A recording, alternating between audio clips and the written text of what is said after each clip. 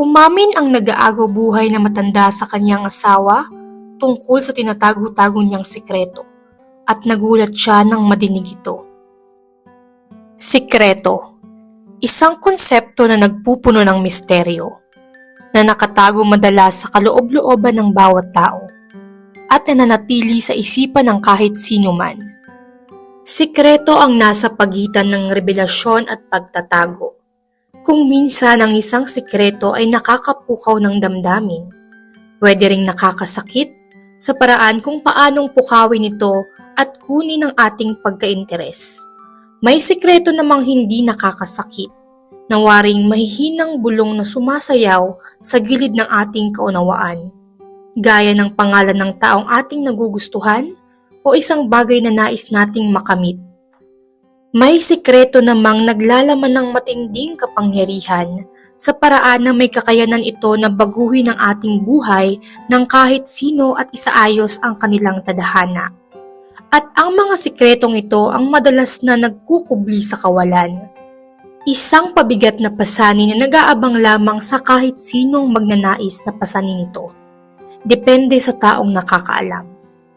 Inaanyayahan tayo ng isang sikreto na magkaroon ng maliwanag na kaunawaan sa isang bagay na hindi natin maunawaan.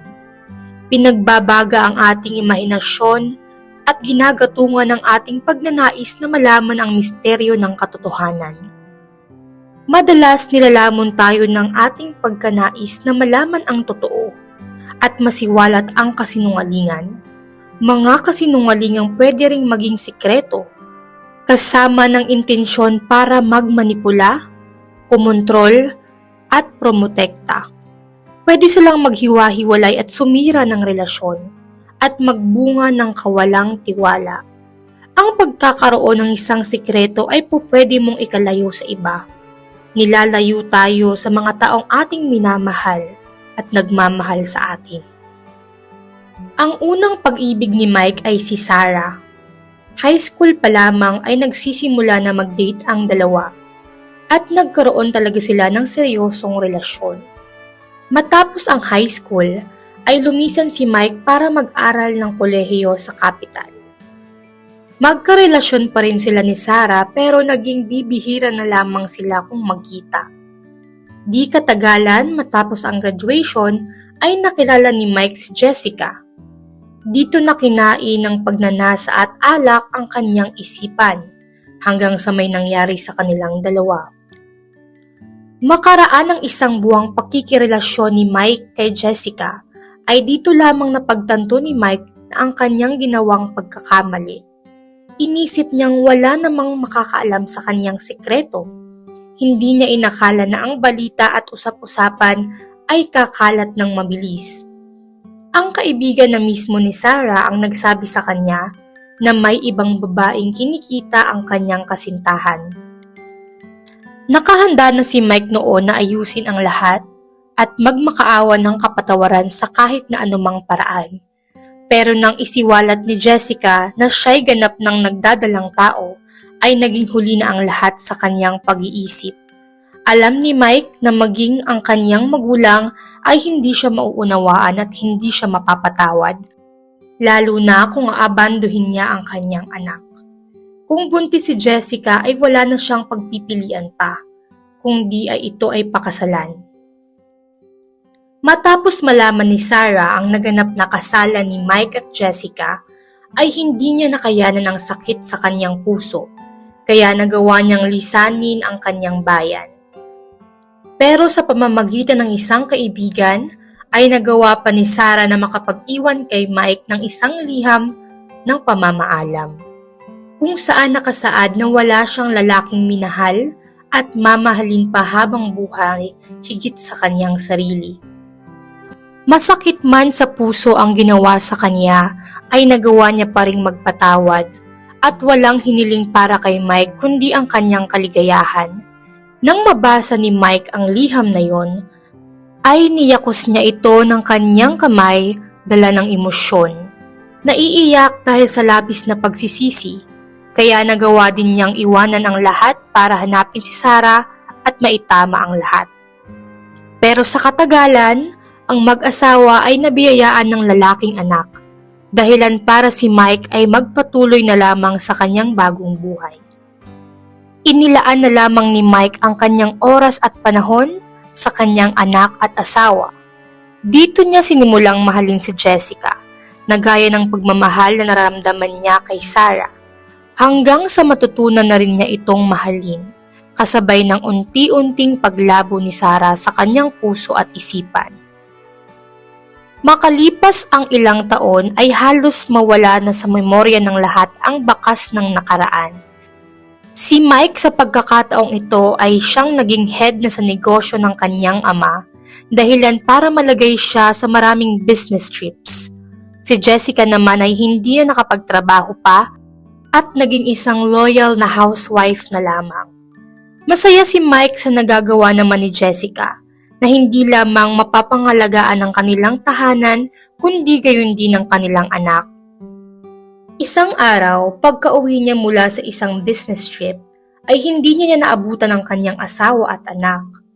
Tinawagan niya ito at nalaman niyang umalis pala si Jessica kasama ang kanilang anak para bumisita sa kanyang ina na nasa ospital. Gayon din para makausap ang doktor na may kinalaman sa kinakailangang treatments. Si Mike ay agad nagtapos ng kanyang hapunan at agad nang naupo sa mesa ng kanyang home office para magtrabaho. Naiwanan niya ang kanyang laptop sa opisina, kaya napag-isipan niyang gumawa ng ilang kalkulasyon sa laptop ng kanyang asawa. Nang mabuksan ang laptop ay nais na sanang isara ni Mike ang open mail ng kanyang asawa. Pero nang mapunan niyang maraming mensahe nitong nilalaman na nagmumula sa iisang adresya lamang, ay labis na siyang nagduda. Binuksan niya ang isa sa mga liham at natigilan nga siya sa kanyang napag-alaman. Isang hindi kilalang lalaki ang nag-e-extort ng malaking halaga kay Jessica, isang bagay na hindi agad maintindihan ni Mike. Dito niya sinimulang isa-isahing basahin ang bawat liham, hanggang sa isang teribleng katotohanan ang naganap at nabunyag. Base sa kanyang pagkakaunawa, ay nagagawa niyang magpalaki ng batang hindi niya tunay na anak. Sa isa sa mga liham na yon, ay nakakita si Mike ng numero na maaari niyang matawagan, kung saan nakausap niya sa kabilang linya ang isang lalaki. Nung unay ayaw magsalita ng lalaki ng kahit na ano, pero nang alukin siya ni Mike ng pera, ay nagawa na rin itong magsalita. Sinumpa nitong magsasabi na ng katotohanan at isisiwalat ang lahat-lahat. Isang oras ang makalipas ay nakaupo na't nag-uusap ang dalawang sa isang cafe. Inamin ng lalaki kay Mike na 6 na buwan na itong nakikipag-date kay Jessica bago pa man niya ito makarelasyon.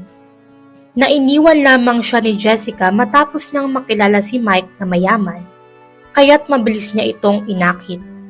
Nais umano sana ni Jessica noon na ipa-abort ang bata nang una nitong nadiskubre ang kanyang pagdadalang tao, bago nito mapag-isipan na lokohin na lamang si Mike para hindi na siya nito mahiwalayan pa at ganap na siyang mapakasalan. Napaniwala ni Jessica si Mike na anak nila ang kanyang ipinagbubuntis at dito nagsimula ang lahat.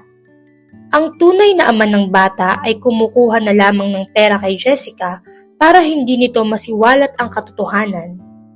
Lumisan si Mike ng cafe na nababagabag at nagugulat pa rin sa biglaang revelasyon. Nang dahil sa nangyaring yon, ay nawala ang babaeng tunay niyang minamahal. Ano't anuman ang mangyari, ang pagnanais ni Mike na muling makita si Sarah ay sadyang nangibabaw. Nasasabik na siyang mayakap ito at mahalikan. Wala na rin naman siyang responsibilidad pa kay Sarah base sa kanyang nalaman. Gayunpaman ay napamahal na siya sa kanyang kinilalang anak. Habang naglalakad si Mike sa kalsada, ay naunawaan niyang napagdesisyonan na ng tadhana ang kanyang kinabukasan.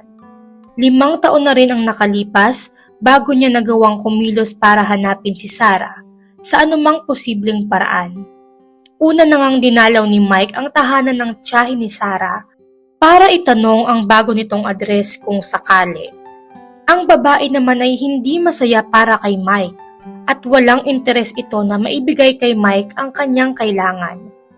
Maigi na lamang at dahil sa pagmamakaawa ni Mike at pagpupumilit ay nagawa ding maibigay ng matanda ang address ng kanyang pamangkin.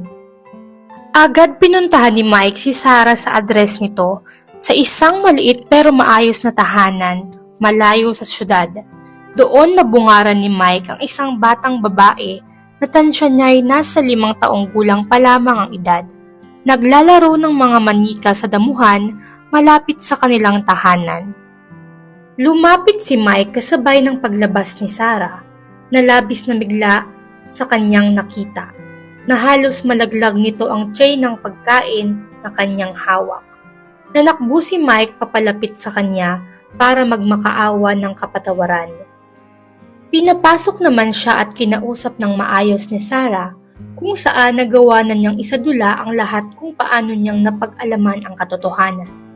Kung paanong hanggang sa ngayon ay si Sarah pa rin ang kanyang minamahal na kung papaanong ang kanyang inakalang responsibilidad lamang ang siyang naging daan ng kanilang paghihiwalayan.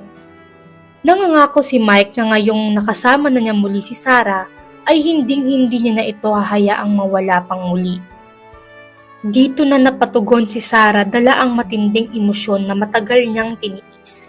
Hindi niya masang-ayunan ang sinasabi ni Mike na basta pupunta na lamang siya at aasahang maibabalik pa ang lahat sa dati sa loob ng 5 taong nakalipas. Na ang bawat nangyari sa nakaraan ay hindi makakalimutan ng isang gabi lamang. Hindi na rin napigilan ni Sarah ang mapaluha at si Mike naman ay agad siyang niyakap. Sabay sabing hindi niya kayang mabuhay nang wala sa tabi ang kanyang tunay na minamahal. Ang batang babae naman ay niyakap na rin ang dalawa na siyang nagpagaan sa kanilang nararamdamang galit at tampo sa isa't isa. Niyakap ng mahigpit ni Mike ang bata at sinabing nandito na ang kanyang daddy at hinding-hindi na siya aalis pang muli. Simula ng araw na yon ay hindi na sila nagkahiwalay pa. Nagawa na ring mag-apply ni Mike ng divorce at sumang-ayon na lamang si Jessica dito nang wala ng halong pag-iiskandalo. Naging masaya na ang pamilya ni Mike at masagana at nabiyayaan pa sila ng isa pang anak na babae makalipas ang 1 taon.